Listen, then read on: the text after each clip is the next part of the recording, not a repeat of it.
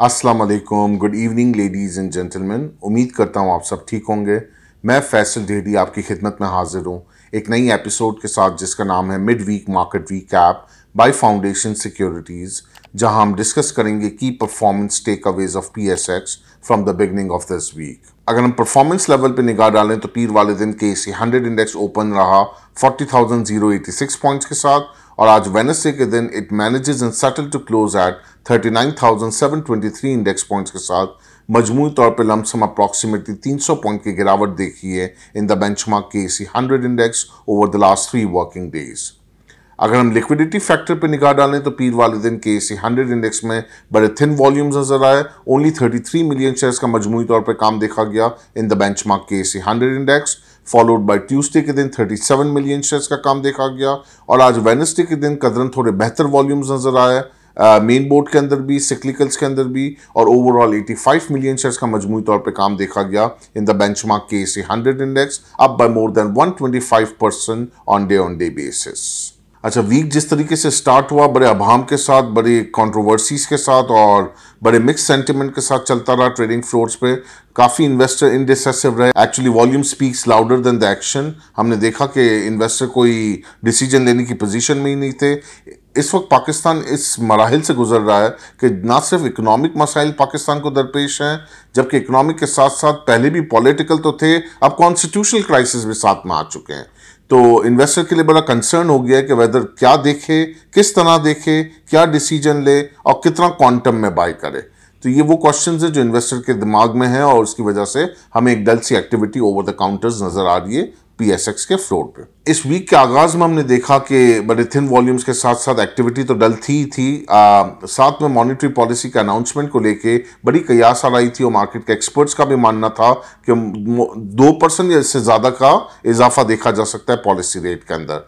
But कल हमने देखा लेट इवनिंग के अंदर स्टेट बैंक ऑफ पाकिस्तान की मॉनेटरी पॉलिसी कमेटी ने शरह सूद का जायज़ा लिया और इन्फ्लेशन के साथ जायज़ा लेते हुए शरह सूद में 1% का इजाफा किया। पिछला 20% पे था पॉलिसी रेट, अब वो बढ़ के 21% तक पहुंच चुका है। तो which is well adjusted in the market prices, वो एडजस्ट हो चुका था पहले ही सेंटिमेंट्स के अंदर भी और प्राइसेस के अंदर भी। तो आई थिंक उसका इतना फैक्टर नहीं आया। Though we are running in a 21% discount rate और पॉलिसी रेट वाली हम मार्केट के अंदर प्रिवेल कर रहे हैं। साथ ही साथ जब ये फैक्टर की तरफ क्लैरिटी थोड़ी आ गई तो अब वो पॉलिटिकल और कॉन्स्टिट्यूशनल मैटर आ गया है, जहां हमने देखा कि सुप्रीम कोर्ट ऑफ पाकिस्तान ने प्रोविंशियल असेंबली के जो इलेक्शंस थे जो कि पोस्टपोन कर दिए गए थे अक्टूबर के महीने में, उसको कह दिया कि वो इलीगल है और उसको उसी डेट पे रिज्यूम किया जाए जिस डेट पे प्रेसिडेंट ऑफ पाकिस्तान ने प्रपोज किया था। तो आई थिंक ये अभी एक कंट्रोवर्सी क्रिएट हो गई है between the current setup of the government and the Supreme court. PDM इस फैसले को मानने से मुस्तरद अगर करता है तो फिर आगे का लाएमल क्या होगा, what will be the next step of the government, what will be the next step by the Supreme Court. So ये बहुत सारे कयास आ रहे हैं जिसकी जवाब ना अभी हमारे पास हैं और ना इन्वेस्टर्स के पास हैं और ना मार्केट्स इनको ढूंढ पा रही है। ये वो चीज़ें हैं जो वक्त के साथ साथ चीज़ें क्लियर होंगी और उसी तरीके से मार्केट भी परफॉर्म करेगी। तो आज कदरन हमने देखा कि कुछ पॉजिटिव और नेगेटिव फ्लोज के साथ मार्केट मिक्स ही परफॉर्म करती रही, लेकिन उसमें क्लैरिटी इसी वजह से नहीं आ पाई कि ये सुप्रीम कोर्ट का जजमेंट और PDM का जो क्लैश चल रहा है वो एक अनफोर्सीन है और उसका क्या आउटकम आएगा वो ज़रा बहुत अनसर्टन और अनक्लियर है। और इस तरफ का जो क्लाइमेट और वेदर क्रिएट हो रहा है पॉलिटिकल एंड कॉन्स्टिट्यूशनल साइड का, वो मार्केट को थोड़ा मार्क इन चेक ही रखेगा इन टर्म्स ऑफ अपसाइड। बाकी इकोनॉमी की तरफ अगर हम निगाह डालें तो इन्फ्लेशन के नंबर्स भी ऑल टाइम हाई पे हैं, पॉलिसी रेट भी हमारा ऑल टाइम हाई पे आ गया है। सारे इंटरनेशनल इंस्टीट्यूशंस और इदारे पाकिस्तान की GDP ग्रोथ के नंबर्स को डाउन कर रहे हैं और बता रहे हैं कि ये चैलेंजिंग टाइम रहेगा पाकिस्तान के अंदर अगला साल।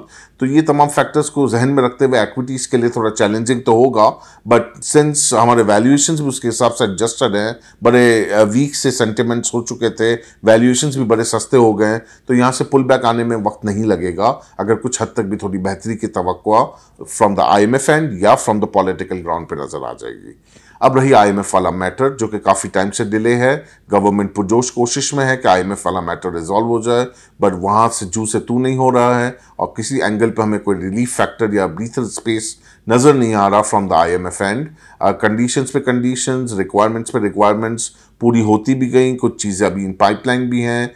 गवर्नमेंट कोशिश में है कि ये पहले फेज़ में हो जाए ताकि by the end of June हमारे फॉरेक्स रिजर्व्स में बेहतरी आ जाए और हमें जो मल्टीलैटरल्स और बायलैटरल से पेमेंट आनी है उससे हमें थोड़ी मदद मिल सके अपने रिजर्व्स को बिल्डअप करने में। तो ये वो तमाम समरी मैंने आपके सामने रखी जो कि दो से तीन दिन के अंदर मार्केट में हमने देखा कि मार्केट को ऊंच नीच कर रही थी और मार्केट में इन्वेस्टर्स के डिसीजन को काफ़ी अनसर्टन रखा हुआ था। Going forward, as per the latest updates of the political, constitutional, and the economic crisis that we have gone through, investor को कंसर्न रखना चाहिए, डे ट्रेड को स्टॉप रखना चाहिए, रिलेटिव वैल्यूएशंस पे या वैल्यू स्टॉक्स पे या वो स्टॉक्स जिनमें हाई डिविडेंड यील्ड मौजूद है उनको लॉन्ग टर्म के लिए हंट करें, लॉन्ग टर्म पोर्टफोलियो को आहिस्ता आहिस्ता बिल्ड करें। अच्छे स्टॉक्स मौजूद हैं जिनमें मोर देन 18% टू 20% तक डिविडेंड यील्ड मिल रही है, जैसे पावर सेक्टर हो गया, बैंकिंग स्टॉक्स हो गए, उनके अंदर आपकी डिविडेंड यील्ड काफ़ी इंटैक्ट है। तो one can pursue those stocks as a high dividend yield stocks for a long term portfolio. Please share your valuable feedback at info@fs.com.pk. Your valuable feedback is at most important to us. Till then, I Faisal Dhedi signing off. Have a pleasant evening and take very good care of yourself and your investment too. Goodbye.